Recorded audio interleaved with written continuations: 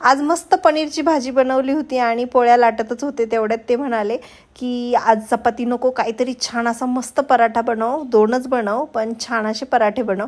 तर मग पोळी लाटली, त्याच्यावरती खूप सारं बटर टाकलं, नंतर लाल मिरचीची पूड टाकली आणि मिक्स हर्ब्स म्हणजे पिझ्झा सीझनिंग असतं ते टाकलं आणि लसूण मी अशा प्रकारे किसणीने असा किसून टाकला.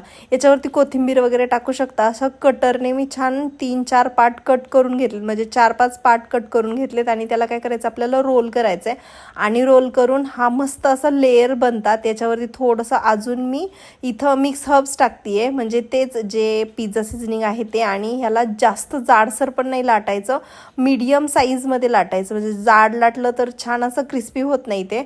आणि दोन्ही साईडनी खूप सारं तूप किंवा बटर लावून छान क्रिस्पी होईपर्यंत भाजून घ्यायचं आणि पनीरच्या भाजीबरोबर खूप छान. तर असे वेगवेगळे पराठे मस्त मी बनवत राहते. तुम्हाला हा पराठा कसा वाटला कमेंट करून नक्की सांगा. आवडला असेल तर लाईक, शेअर आणि हा सबस्क्राईब करा.